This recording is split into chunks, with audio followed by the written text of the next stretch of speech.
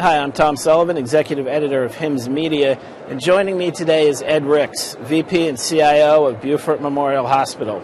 Welcome, Ed. Hey, thanks, Tom. So would you like to start off by just telling us a little bit about Beaufort? Yeah, sure. So Beaufort Memorial Hospital is just probably the perfect community hospital. We're a private, not-for-profit, 200-bed hospital right on the coast of the Atlantic in South Carolina.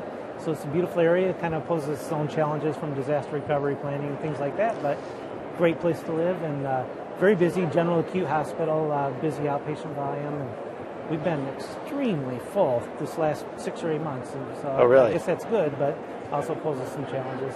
So among those challenges is, of course, security. Why did you find that you needed a secure texting solution?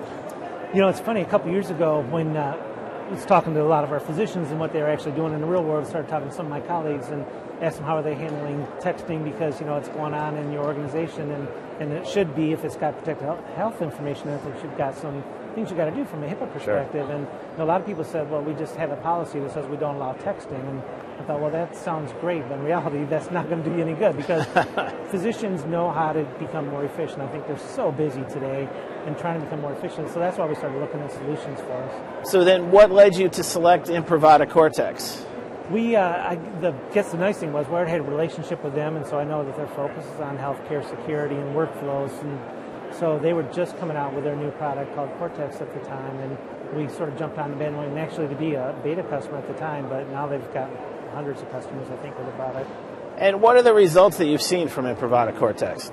It's gone really well. We started, you know, this is the funny part of the story. When we first started, and this was with beta software, so I wanted a very small group of people. I think we had 10 physicians that agreed to trial it. Within 2 weeks, it was 60 because wow. the work, it's all about the workflows, you know. So they said, all right, if I'm going to use this and be productive, I've got to be able to communicate with this physician or this nurse or even the secretary because it's a workflow of a patient showing up for a procedure or something. And so we tried to cap it at about that. We had 60, and that went well. And then we, a couple months after that, made sure everything was working really good for people and got a few new features out of the software. Then we kind of opened it up, remarketed it, and we're well over 200 providers now that are using the system. Excellent. So now, as a final question here, what are you most looking forward to seeing at the mHealth Summit?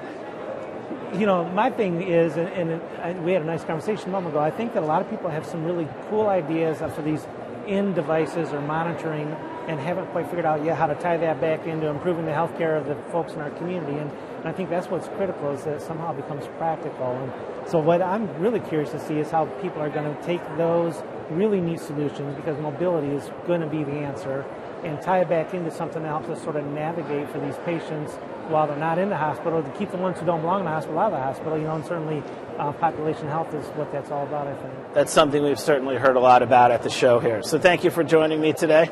All right, thanks.